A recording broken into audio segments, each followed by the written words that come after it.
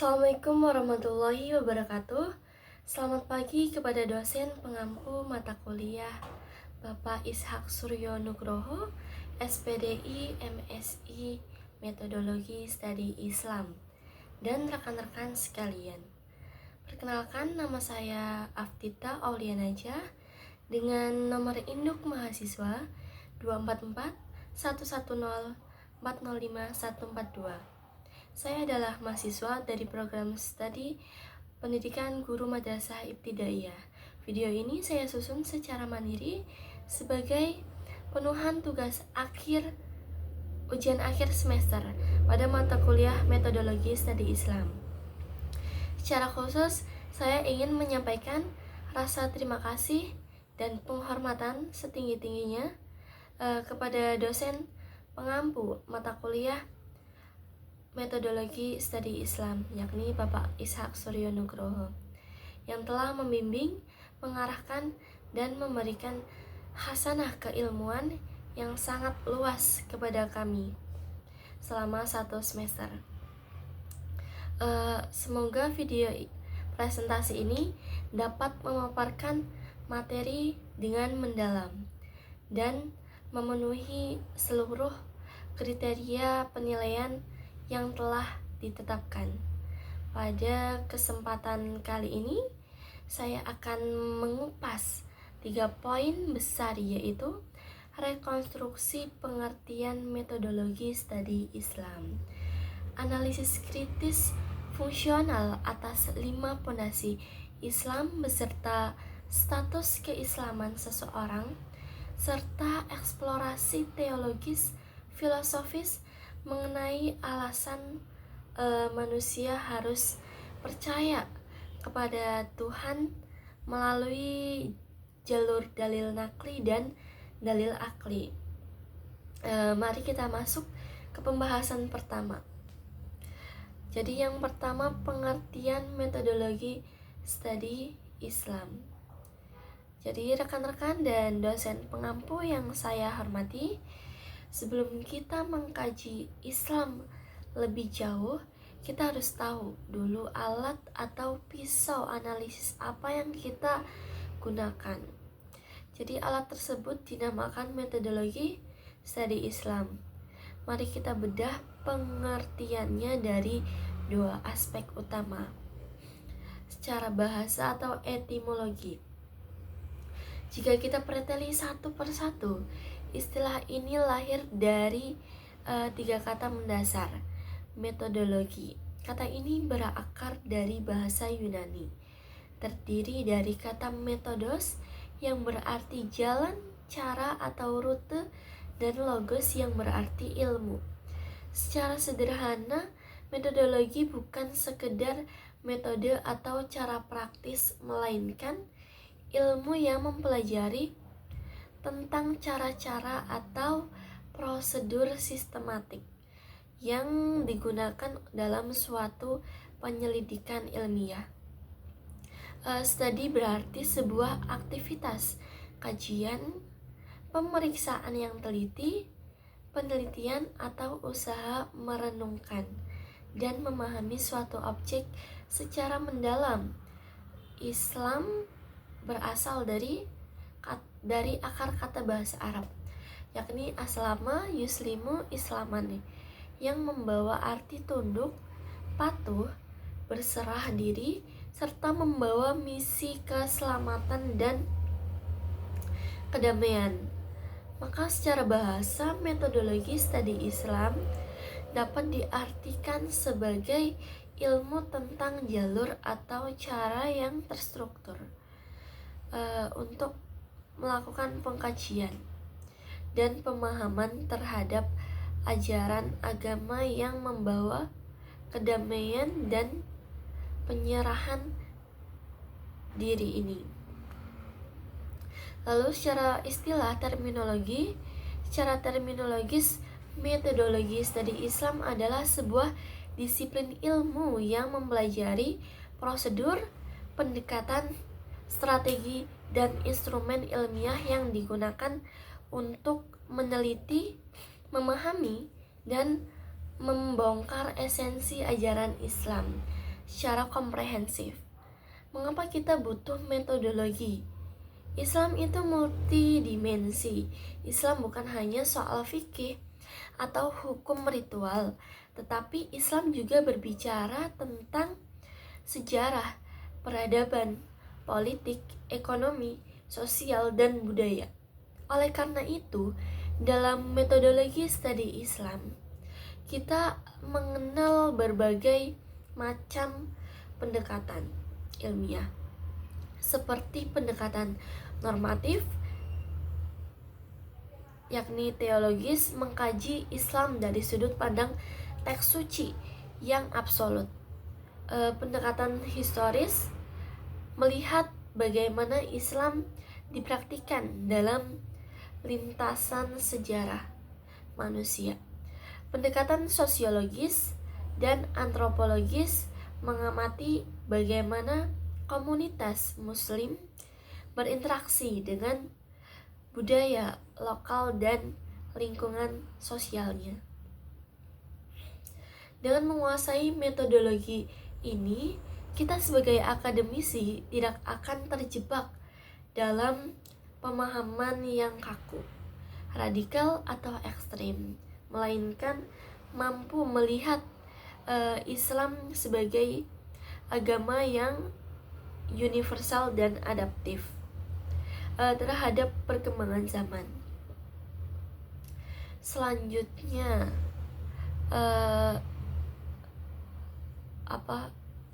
sekarang kita beranjak ke poin kedua, yaitu pondasi bangunan Islam. Rasulullah Shallallahu Alaihi Wasallam dalam sebuah hadis sahih menegaskan bahwa Islam itu dibangun di atas 5 tiang atau pondasi utama, yakni rukun Islam. Mari kita ulas makna mendalam dari kelima pondasi ini. Yang pertama ada syahadat. Ini adalah fondasi dari segala fondasi. Pengakuan tauhid dan kerasulan Nabi Muhammad. Tanpa syahadat, amalan lain nilainya adalah 0 di hadapan Allah. Salat atau yang merupakan tiang mikro yang menjaga spiritualitas hamba setiap hari. Salat melatih disiplin dan mencegah perbuatan keji dan mungkar. Terus yang kedua puasa. Puasa merupakan madrasah batiniyah tahunan untuk menahan hawa nafsu dan menumbuhkan rasa empati kepada kaum miskin. Terus yang selanjutnya ada zakat. Pondasi sosioekonomi Islam tidak membiarkan harta hanya berputar di kalangan orang kaya saja. Terus yang kelima ada haji.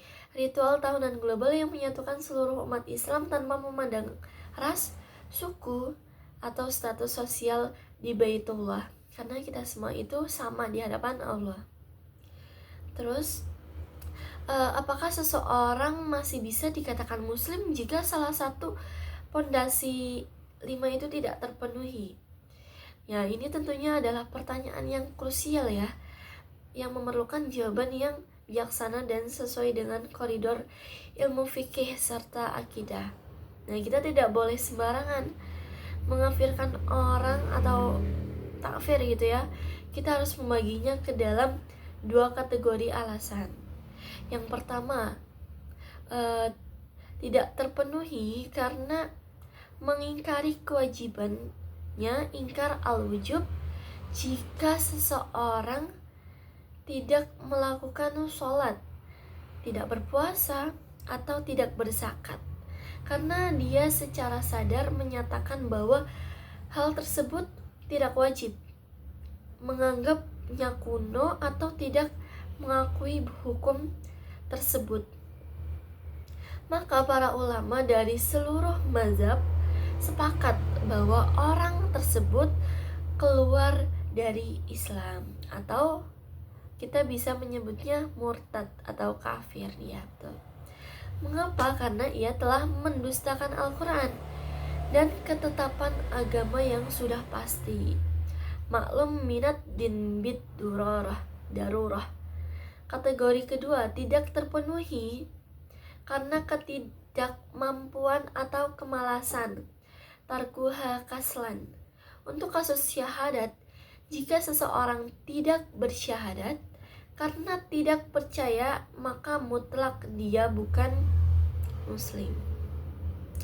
Untuk kasus haji dan zakat, jika tidak terpenuhi karena faktor finansial atau fisik tidak mampu, maka orang tersebut tetap sah sebagai muslim yang sempurna dan tidak berdosa.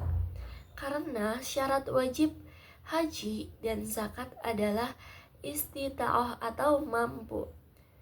Untuk kasus sholat dan puasa, ditinggalkan karena malas tapi masih yakin itu wajib. Disinilah terjadi diskusi hangat di kalangan ulama. Nah, menurut mazhab Hambali, dalam satu riwayat, meninggalkan sholat secara total walau karena malas bisa menggugurkan keislaman. Namun mayoritas ulama, jumhur fuqaha dan mazhab Syafi'i, Maliki dan Hanafi menyatakan bahwa orang tersebut masih berstatus sebagai muslim, tetapi dia adalah seorang muslim yang fasik atau pelaku dosa yang sangat besar. Dia tidak kafir selama hatinya masih mengakui bahwa sholat dan puasa itu adalah kewajiban yang dibebankan Allah kepadanya. Jadi kesimpulannya, status keislamannya masih ada, namun pondasi agamanya sedang rapuh dan terancam runtuh akibat dosa besar tersebut. Terus selanjutnya, mengapa harus percaya pada Tuhan? Nah, memasuki poin ketiga ini, sebuah pertanyaan tadi ya, filosofis yang menantang eksistensi keimanan kita. Mengapa manusia harus percaya pada Tuhan? Kita akan menjawabnya menggunakan dua pilar argumentasi kuat dalam studi Islam, yaitu dalil nakli dan dalil akli.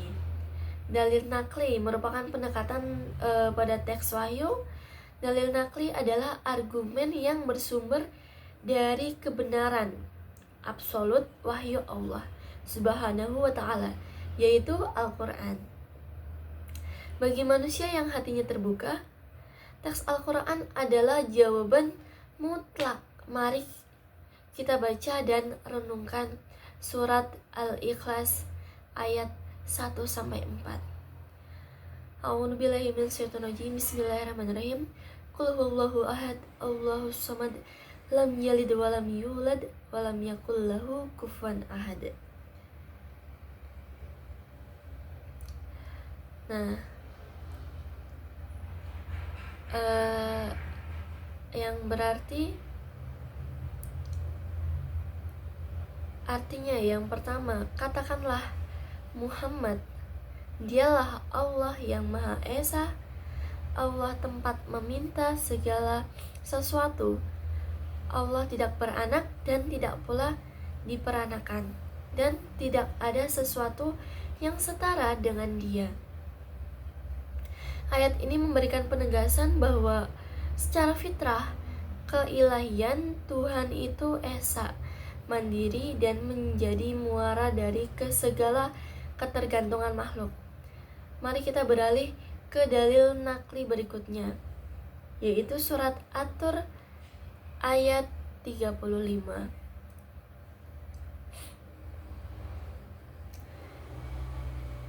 Bismillahirrahmanirrahim. Am khuliqu min ghairi syai'in am humul khaliqun. Artinya, apakah mereka diciptakan tanpa sesuatu pun, ataukah mereka yang menciptakan diri mereka sendiri? Ayat ini secara retoris menampar logika manusia yang enggan percaya Tuhan. Al-Quran tentang apakah kita ini ada karena kebetulan yang kosong atau kita menciptakan diri kita sendiri. Tentu tidak dua-duanya ya teman-teman. Pasti ada zat lain yang menciptakan kita.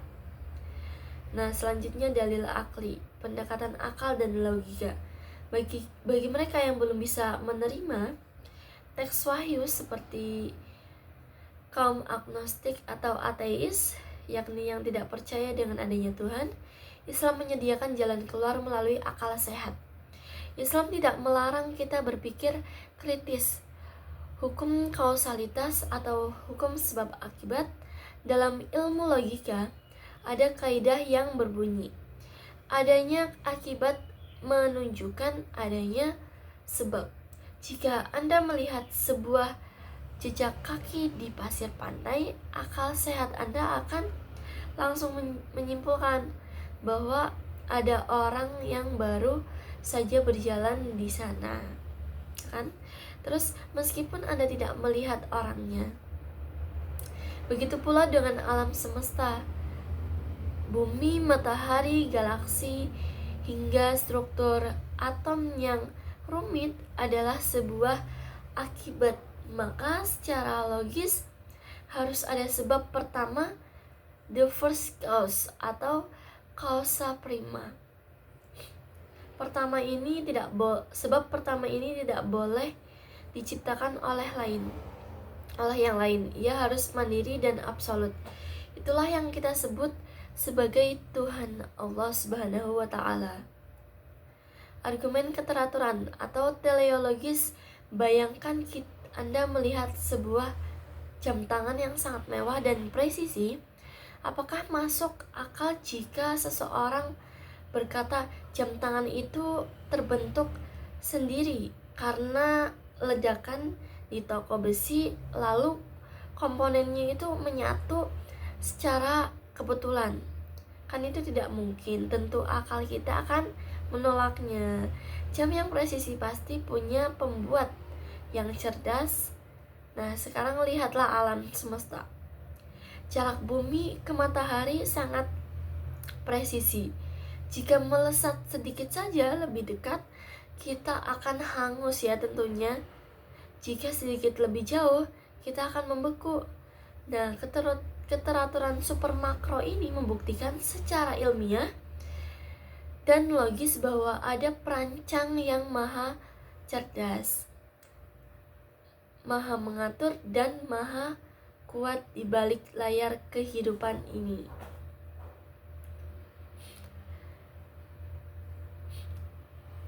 Dosen pengampu yang saya hormati dan rekan-rekan sekalian, kita telah berada di penghujung pemaparan materi. Dari seluruh penjelasan yang komprehensif ini, dapat kita simpulkan bahwa metodologi studi Islam mengajarkan kita untuk memahami agama tidak hanya secara tekstual, melainkan secara luas, kontekstual dan ilmiah. Kita juga menyadari bahwa 5 pondasi Islam adalah pilar keselamatan kita, yang mana merusaknya dengan pengingkaran akan meruntuhkan status keislaman kita. Sementara meninggalkannya karena abai adalah sebuah kefasikan yang nyata. Terakhir, melalui keselarasan dalil nakli dan dalil akli, kita disadarkan bahwa percaya kepada Tuhan bukan sekedar ikut-ikutan, seperti ikut-ikutan adat gitu ya, melainkan sebuah kesimpulan logis dan kebutuhan fitrah manusia yang paling mendasar. Demikian presentasi ujian akhir semester yang dapat saya sampaikan. Saya memohon maaf yang sebesar-besarnya apabila terdapat kesalahan kata, kekeliruan, pelafalan ayat, maupun kekurangan teknis dalam video ini. Kesempurnaan hanya milik Allah Subhanahu wa Ta'ala, dan kekurangan adalah milik saya pribadi. Terima kasih sekali lagi kepada Bapak Ishak Suryo Nugroho atas bimbingan yang luar biasa. Akhirul kalam, billahi taufik wal hidayah, warido wal inayah. Wassalamualaikum warahmatullahi wabarakatuh.